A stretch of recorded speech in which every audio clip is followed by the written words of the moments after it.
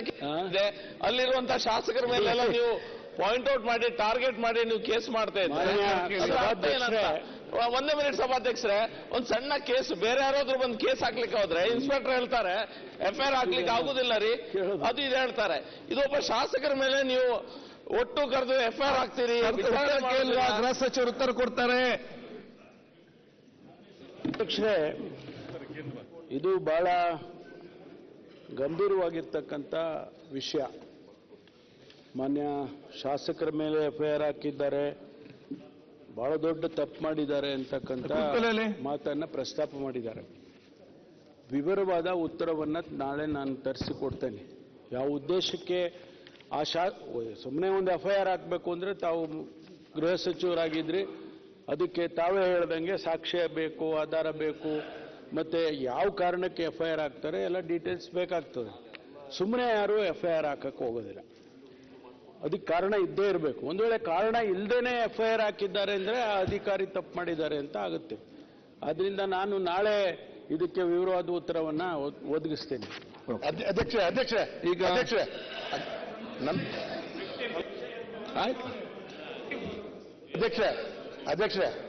ಈಗ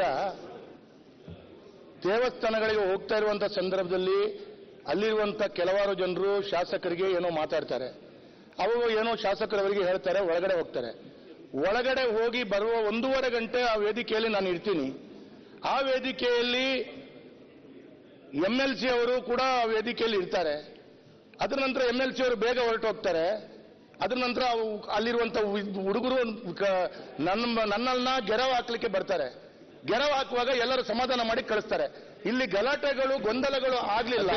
ಆದ್ರೆ ಅದಕ್ಕೆ ನಾನು ಕುಮ್ಮಕ್ಕು ಕೊಟ್ಟಿದ್ದೇನೆ, ನಾನು ಹೊರಟಿದ್ದೇನೆ ಅಂತ ಹೇಳುವಂತ ದೃಷ್ಟಿಯಲ್ಲಿ ಅದೇ ಸಚಿವ ನನ್ನ ಕರ್ತವ್ಯವನ್ನು ನೀವು ಹಿರಿಯರಿಗೆ ನನ್ನ ಮಾತನ್ನು ಹೇಳ್ತೀನಿ ದಯವಿಟ್ಟು. ಸರ್ ಅವರು ಮಾತಾಡಿ ಆಯ್ತು, ನಾನು ಹೇಳ್ತೇನಲ್ಲ, ಕೂತ್ಕೊಳ್ಳಿ. ಅವ್ರು ಹೇಳಿ ನೀವು ಕೂತ್ಕೊಳ್ಳಿ. ನೀವು ಉತ್ತರ ನಾಳೆ ಕೊಡಿ.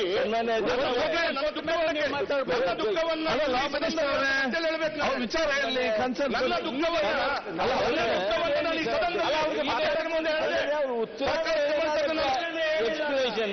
ಈಗ ಹಾಕಿದ್ದಾರೆ FIR ಅಂತ ನಿಮಗೆ ನಾವು ಉತ್ತರನೇ ಹೇಳಿಲ್ಲ. ಕೊಡುವುದಿಲ್ಲ ಅಂತಂದ್ರೆ ನಮ್ಮ ಸದಸ್ಯರ ಮೇಲೆ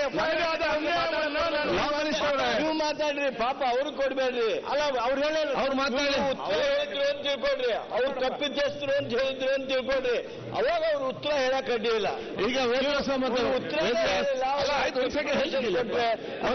ಈಗ ಕಾನೂನು ಸಚಿವರು ಆಯ್ತು, ನೀವು ಚರ್ಚೆ ಮುಗಿದ ಆಯ್ತು, ಕೂತ್ಕೊಳ್ಳಿ. ಆಯ್ತು, ಈಗ ಅಲ್ಲ, ಒಂದು ಸೆಕೆಂಡ್. ಈಗ ಸರ್ಕಾರ ಕಾನೂನು ಸಚಿವರು ಏನ್ ಹೇಳ್ತಾರೆ ಅಂತ ಹೇಳಿದ್ರೆ, ತಾವು ತಮ್ಮ ಪರವಾಗಿ ಬೇರೆಯವರೆಲ್ಲ ಜನ ಇವತ್ತು ಮಾತಾಡಿದ್ದಾರೆ. ಸರ್ಕಾರ ಅದನ್ನು ಪರಿಶೀಲಿಸಿ ನಾವು ಉತ್ತರ ಕೊಡ್ತೇವೆ ಅಂತ ಹೇಳಿದ್ದಾರೆ. ನಾನು ಉತ್ತರ ಕೊಡುವಾಗ ಇಲ್ಲ ಏನೋ ತಪ್ಪಿದೆ ಅಂತ ಇಲ್ಲ, ಅದಕ್ಕೆ ನೀವು ಕ್ಲಾರಿಫಿಕೇಶನ್ ಕೊಡಿ ಅಂತ. ಸರಿ ಇದೆ, ನೀವು ಹೇಳಿ ಸರಿ ಇದೆ ಅಧ್ಯಕ್ಷರೇ. ಈಗ ಈ ಸಂದರ್ಭದಲ್ಲಿ ಆದಂತ ಬಗ್ಗೆ ನಾನು ಒಂದು 2 ನಿಮಿಷ ಸರ್ಕಾರಕ್ಕೆ ನಿಮ್ಮ ಗಮನಕ್ಕೆ ತರ್ತೇನೆ. ಅದರ ನಂತರ ನಾಳೆ ಅವರು ಉತ್ತರ ಕೊಡ್ಲಿ. ಆ ಉತ್ತರಕ್ಕೆ ಸಮರ್ಥಕವಾಗಿ ನಾನು ಏನಾಗಿದೆ ಅಂತ ಹೇಳುವಂತ ಬಗ್ಗೆ ಅವರು ಹೇಳಿದಲ್ಲಿ ವ್ಯತ್ಯಾಸಗಳಿದ್ರೆ ನನಗೆ ವಾಪಸ್ ಪುನಃ ಈಗ ನಾನು ಒಂದೇ ನಿಮಿಷ ಹೇಳ್ತೇನೆ. ಒಂದೇ ಒಂದು ಘರ್ಷಣೆಗಳು ಗಲಾಟೆಗಳು ಆಗದಂತ ಸಂದರ್ಭದಲ್ಲಿ ಯಾವ ವ್ಯಕ್ತಿಗಳು ಅಲ್ಲಿ ಬಂದು ನಾನು ಹೊರಗಡೆ ಬರುವಾಗ ಗೆರವು ಹಾಕಿದ್ರು, ಆ ಗೆರವು ಹಾಕಿದವರಿಗೆ ಗೆರವು ಹಾಕಬೇಕು ಅಂತ ಕುಮ್ಮಕ್ಕು ಕೊಟ್ಟವರು ಯಾರು, ವೇದಿಕೆಯಿಂದ ಎಳೆದೋದವರು, ಅವ್ರ ಮೇಲೆ FIR ಹಾಕಬೇಕಿತ್ತಲ್ಲ MLC ಅವರ ಮೇಲೆ, ಯಾಕೆ ಹಾಕಿಲ್ಲ ಅಂತ ಒಂದು ಪ್ರಶ್ನೆ. ಎರಡನೇದು, ಅವರು ಗೆರವು ಹಾಕಿದವರಿಗೆ ನನಗೆ ಒಳಗಡೆ ಕೊಟ್ಟ ದೇವರು ಕೊಟ್ಟಂತ ಭಟ್ರು ಕೊಟ್ಟಂತ ಪ್ರಸಾದವನ್ನು ಅವರಿಗೆ ಕೈಯಲ್ಲಿ ಕೊಟ್ಟು ಹೋಗ್ಯಪ್ಪ ಅಂತ ಹೇಳುವಾಗ ಯಾರೋ ಒಬ್ಬ ವ್ಯಕ್ತಿ ಎಲ್ಲೋ ಇದ್ದವನು ನನ್ನ ಹಿಂದ್ಗಡೆ ಸೈಡ್ನಲ್ಲಿ ಇದ್ದಂತ ಒಂದು ವ್ಯಕ್ತಿಗೆ ಒಂದು ಹೊಡಿತಾನೆ. ಹೊಡೆದವನು ಪೆಡ್ತಿಂದವನು ಪರಿಶಿಷ್ಟ ಜಾತಿಗೆ ಒಳಪಟ್ಟವನು, ಹೊಡೆದವನು ಹೋಗಿ ವೆನ್ಲಾಕಲ್ಲಿ ಅಡ್ಮಿಟ್ ಆಗಿ FIR ಕೊಡ್ತಾನೆ, ಶಾಸಕರು ಹೊಡೆದಿದ್ದಾರೆ ಅಂತೇಳಿ ಅದ್ರ ಮೇಲೆ ಆಣೆ ಪ್ರಮಾಣ ಕರೀತಾರೆ. ನಾನು ಒಂದು ಕೇಳೋದು, ಯಾರ್ಯಾರು ಪ್ರಶ್ನೆಗಳನ್ನು ಹಾಕುವುದು, ಯಾರ್ಯಾರು ಮಾತಾಡೋದಕ್ಕಿಂತ ಆ ಯಾರು ಹೊಡೆದಿದ್ದಾನೆ ಅಂತ ಹೇಳುವಂತ ಯುವಕ ಹೇಳ್ತಾನಲ್ಲ, ಅದು ಏನಾದ್ರೂ ಒಂದು CCTV ಫುಟೇಜ್ಗಳು ಇದೆಯಾ?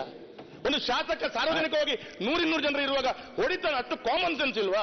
ಇದು ಹೊಡಿಯದೆ ನನ್ನ ಮೇಲೆ FIR ಬಿದ್ದಿದೆ ಅಂತ ಹೇಳಿದ್ರೆ ನಾನು ತಪ್ಪು ಮಾಡಿದೆ, ಹೊಡಬೇಕಿತ್ತು ಅಂತೇಳಿ ಕಾಣುತ್ತೆ ನನಗೀಗ. ಆಯ್ತು, ಸರ್ಕಾರ ಉತ್ತರ ಕೊಡ್ತಾ ಇಲ್ಲ, ನೀವು ಸಮಾಧಾನದಿರಿ, ಗಡ್ಬಿಡಿ ಮಾಡ್ಬಿಡಿ. ಈಗ ಹೇಳಿದಿರಲ್ಲ, ಈಗ ನಮ್ಗೆ ಅರ್ಥ ಆಗ್ತದೆ, ಮಾತಾಡ್ತಿದ್ದೀವಿ. ನನ್ನ ಮೇಲೆ 4ನೇ FIR ಆಯ್ತು. ಹರೀಶ್ ಪುಂಜ ಅವ್ರ ಮೇಲೆ 3-4 ಆಗಿದೆ, ಭರತ್ ಶೆಟ್ಟರ್ ಮೇಲೆ ಆಗಿದೆ. ಈ FIR ಹಾಕೊಂಡು ನಮ್ಮನ್ನ ಏನು ಮಾಡಬೇಕು ಸರ್? ನಾವು ಸಾರ್ವಜನಿಕವಾಗಿ ಎಲ್ಲೂ ಕಾರ್ಯಕ್ರಮಕ್ಕೆ ಹೋಗುವಾಗಿಲ್ಲ. ಅಲ್ಲಿ ಕಾರ್ಯಕ್ರಮದಲ್ಲಿ ನಿಂತು ನಮಗೆ ಅಲ್ಲಿ ಕಾರ್ಯಕ್ರಮದಲ್ಲಿ ನಿಂತಾಗ ಅಲ್ಲಿ ಒಂದು 50 ಜನ ಸೇರಿ ಏನೋ ಒಂದು ಮಾಡ್ತಾರೆ. ಅದ ನಂತರ ಅವರೇ FIR ಕೊಡಿಸ್ತಾರೆ. ಏನ್ ಸರ್ ಇದ್ರ ಅರ್ಥ ಏನು? ನಾವು ಕ್ಷೇತ್ರದಲ್ಲಿ ಬದುಕಬಾರ್ದು? ಅಶ್ವಥ್ ನಾರಾಯಣ್ ಆಡಳಿತದ ವ್ಯವಸ್ಥೆಯಲ್ಲಿ ಈ ರೀತಿ ಆಗುತ್ತೆ ಅಂತ ಹೇಳಿದ್ರೆ ಈಗ ಪ್ರೋದೇಶ್ ನಮ್ಮದಾರೆ ಎಲ್ಲ ರೋಗಕ್ಕೆ ಮದ್ದಿದೆ. ಈ ಟೆನ್ಷನ್ಗೊಂದು ಮದ್ದಿಲ್ಲ. ನೀವು ಟೆನ್ಷನ್ ಮಾಡಬೇಡಿ. ಈಗ ನಾಳೆ ಉತ್ತರ ಕೊಡ್ತಾರೆ ಮತ್ತೆ ನೋಡಿ. ಈಗ ಏನೇನೋ ಮಾಡ್ತಾರೆ, ಖುಷಿ ಬಂದದ್ದು ಮಾಡ್ತಾರೆ. ಬರಬೇಕು. ಸಭಾಧ್ಯಕ್ಷರೇ, ಇಂಥ ಸಂದರ್ಭದಲ್ಲಿ ನೀವು ಸರ್ಕಾರಕ್ಕೆ ಕೇಳದೆ ನಾಳೆ ನೀವೇ ಇದನ್ನ ಮುತುವರ್ಜಿ ತಗೊಬೇಕು. ಯಾಕಂದ್ರೆ ನೀವು ಗಾರ್ಡಿಯನ್ ನಮ್ಗೆಲ್ಲ. ಈಗ ನಿಮ್ಮ ಸಮಸ್ಯೆ ನಾನು ತಂದಾಗ್ತೀನಿ. ನಾನು ನಾಳೆ ಉತ್ತರ ಕೊಡ್ರಿ. ಗಾರ್ಡ್ ನಮ್ಗೆ ಎಸ್ ನೀವೇ ನಮ್ಮನ್ನ ಕೈ ಬಿಟ್ಟು ಆ ಕಡೆ ಅಂತ ಹೇಳಿದ್ರೆ ಸರ್ಕಾರ ನಾಳೆ ಉತ್ತರ ಕೊಡ್ಬೇಕಲ್ಲ. ಏನ್ರಿ ಇದೆಲ್ಲ? ಆಯ್ತು, ಕೇಳ್ಬೇಕು. ಧೈರ್ಯವಾಗಿ ಕೇಳಿ ಒಂದ್ಸರಿ ಸರ್ಕಾರನ. ಏನ್ರಿ ಇದೆಲ್ಲ ಹಿಂಗ್ ನಡೀತಾ ಇದೆ, ಸದನ ನಡೀತಾ ಇದೆ, ಏನ್ರಿ ಇದೆಲ್ಲ ಅಂತ ಧೈರ್ಯವಾಗಿ ಕೇಳಿ ಉತ್ತರ ಕೊಡ್ತಾರೆ. ಸಪೋರ್ಟ್ ಮಾಡ್ಬೇಕು ಎಲ್ಲ ಸದಸ್ಯರಿಗೂ. ಇಲ್ಲಿ ರೂಲಿಂಗ್ ಪಾರ್ಟಿ ಚೇಂಜ್ ಆಗ್ತಾನೆ ಇರ್ತದೆ. 3.5 ವರ್ಷ ನಾವು ಆಡಳಿತ ಮಾಡಿದ್ದೀವಿ. ಸರ್, ನಿಮ್ ಜಿಲ್ಲೆಯ ಶಾಸಕ ನೀವು ಬೆಂಗಳೂರಿಗೆ ಬರ್ಬೇಕಾದ್ರೆ ವೇದವ್ಯಾಸ ಕ್ಷೇತ್ರ ಶಾಸಕ ಆ ಕ್ಷೇತ್ರದ ಮೇಲೆ ಬರ್ಬೇಕು ನೀವು.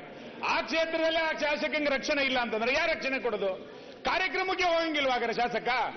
ಹೋಮ್ ಮಿನಿಸ್ಟರ್ ನಾಳೆ ಈಗ ಆಗಲ್ಲ ಸರ್. ಯಾರಾಗಾರೆ ನಾಳೆ ನಮ್ಮ ಮೇಲೆ ಅಫೇರ್ ಮಾಡ್ತೀರಿ ನೀವು? ಹಾಗಾದ್ರೆ ಇದಕ್ಕೆ ಉತ್ತರ ಕೊಡ್ತಾ ಅಂತ ಹೇಳಿದ್ದಾರೆ. ಮತ್ತೆ ಉತ್ತರ ಆಮೇಲೆ ಕೊಡೋದು ಸರ್. ಉತ್ತರ ಆಯ್ತಲ್ಲ, ಉತ್ತರ ಕೊಡೋದು ಗೊತ್ತಿದೆ. ನಾಳೆ ಈ ಪರಿಸ್ಥಿತಿ ಯಾಕೆ ಬಂತು ಅಂತ ನಾಳೆ ನೋಡಿ ಚರ್ಚೆ ಮಾಡುವ. ಅಲ್ಲ, ಯಾರಿಗಾದ್ರೂ ಕೈ ಎತ್ತಿದ್ದು ಅಂತ ಹೇಳಿದ್ರೆ ಈ ಮಿನಿಟಿಗೆ ನಾನು ಇಷ್ಟ ಸದನ ಬಿಟ್ಟು ಹೊರಗಡೆ ಹೋಗ್ತೀನಿ. ಅಂತ ತಪ್ಪನ್ನ ಮಾಡದೆ FIR ನನ್ನ ಮೇಲೆ ಹಾಕಿದ್ದು ನಾನೊಂದು ಶಾಸಕ, ಬಿಜೆಪಿಯ ಶಾಸಕನಂತನಾ? ಆಯ್ತು. ಈಗ ನಮ್ಮ ನೋವಿಗಾದ್ರೆ ಏನು ಇಲ್ವಾ? ಅವಕಾಶ ಕೊಟ್ಟಿಲ್ಲ. ಯಾಕೆ ನೋವು ಖಾಲಿ ಮಾಡಿ ಈಗ ದಮನಿಸ್ಲಿಕ್ಕೆ ನೋಡ್ತೀವಿ. ನೋವು ಖಾಲಿ ಮಾಡಿ. ಈಗ ಕಾರ್ಯದರ್ಶಿ ವರದಿ ಅಲ್ಲ 1 ನಿಮಿಷ ಸರ್. ಮುಗೀತು. ಕಾರ್ಯದರ್ಶಿ ವರದಿ ಸನ್ಮಾನ್ಯ ಅವರ ನೋವು ಜಾಸ್ತಿ ಮಾಡಬೇಡಿ. ಕಡಿಮೆ ಕೂತ್ಕೋ. ಈಗ